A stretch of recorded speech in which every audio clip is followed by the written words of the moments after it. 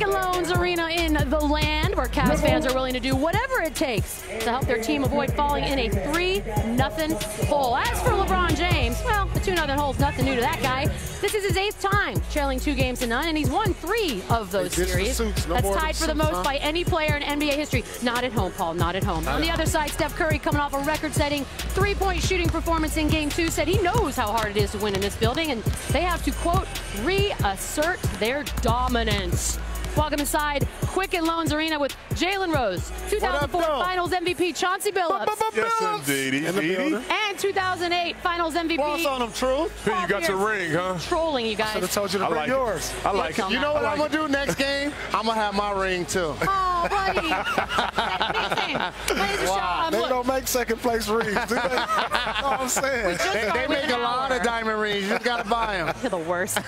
Look, there was no confusing last-second regulation play or overtime. None of that in Game 2, but there was some good old-fashioned Warriors dominance at home. Let's take a look at tonight's storyline, brought to you by Mitsubishi Motors. Cavs back in the comfy confines of the Q, where they are 8-1 this postseason, and despite being down 2-0, Cleveland is confident that their home court will be an advantage. So we look forward to the challenge. It's a very tall task, a very tough challenge, as I mentioned before the series even started, going against these guys, going against this team, but we have an opportunity to seize the opportunity, so look forward to that. This is the most important game of the series, and we got to go out and leave it all out there. Leave it all out there, Jalen. Are you confident they'll bounce back here? I am confident. Here's why. I know on paper and right on the floor it says Game 3, but this is really Game 7. And because we all know if they get down 0-3 what's going to happen on Friday, the series will be over. So I think you're going to see improved shooting from J.R. Smith, more opportunity for Kyle Korver, more energy from Tristan Thompson and from Jeff Green. We've gotten dominant LeBron, and we've got productive Kevin Love already. I think the Cavs are going to be just fine on their home floor. Very nice glasses, Jalen. Thank you, sir. Paul, nice glasses. I know, it's weird when the captain doesn't even get What kind of leader are you? Well, apparently I'm not a good one. But I will say this. Mutiny. It's all right. You know your coaches sometimes let you down. But don't worry about it. I will say this. I am confident that they bounce back tonight. I'm confident their effort will be there tonight. Like you said, Jalen, backs are against the wall, obviously, game through. They were here a couple weeks ago against the Boston Celtics. Yes, sir. Obviously a different opponent, but their effort will be good tonight. I'm looking forward to seeing what Rodney Hood could bring them in the game tonight. They could use anything they can, anybody outside LeBron We'll get to him. I'm just not so sure they can get a game. You guys remember last year, they lost in 5 games. They had Kyrie Irving. Another thing is, Cavs shot record-setting from 3.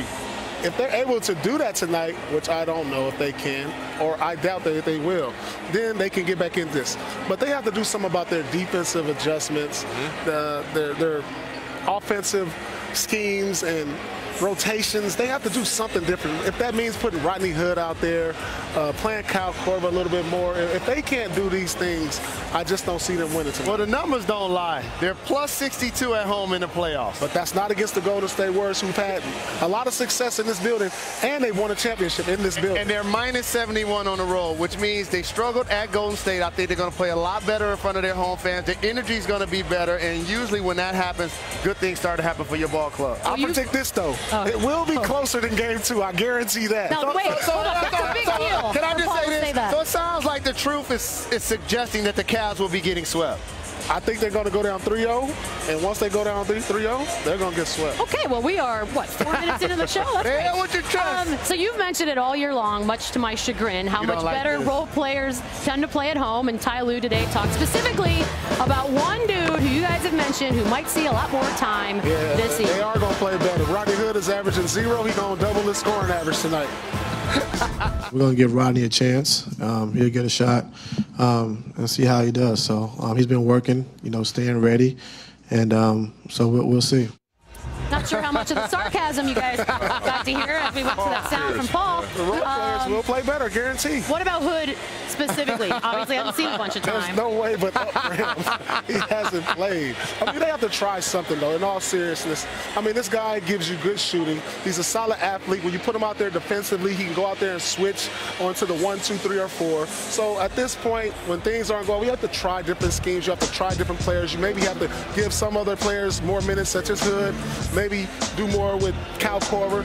You know, they need his shooting out there, so we'll see. And Paul, to your point, he's not in the scouting report. So he's going to surprise some people out there. You don't know what he can really do. I mean, he played they're not in the worried about him garbage not being minutes. in the scout report. No, they're not. But you need anything you can get. You're at home. You need a lift. You need your crowd to get into the game. But you alluded to something that's very important, Paul. It's defensive. They can't think they're going to shoot better than the Warriors or outshoot the Warriors. They have to start the start of the game being very physical on the defensive end of the floor. I think Ty Lue put this out in the press conference because we see LeBron James play point forward or power guard. I think today he's going to play point guard literally a lot. Les Hill, Lex Clarkston. So you have 5 guys out there, 6'6" or above, that can switch. But more importantly, make Steph Curry work on the defensive side because he hasn't had to do so in the first 2 games.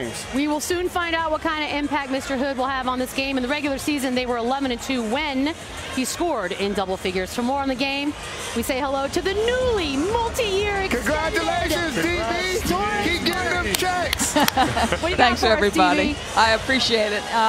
Well, just to Chauncey's point, you can expect a different level of physicality from the Cavaliers tonight. And one of the things Ty Lue just told us is, listen, we cannot give up a basket on their first 8 looks. But one of their problems, obviously, has been the switches that Steph Curry, creates. And that means they put Kevin Love into tough situations. And for Kevin Love, one thing that you can look for tonight is, one, he closes square because he's challenging the jump shot, but he ends up putting a top foot up, and that opens him up to the drive.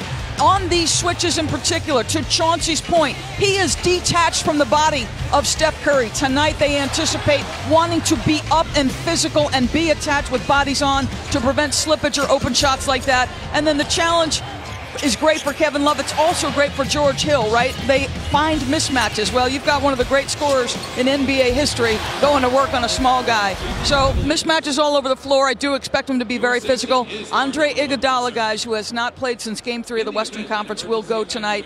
Steve Kerr has called him one of the smartest, if not the smartest basketball player he's ever been around. So the strong get stronger tonight, Michelle. They certainly do. Thanks, DB.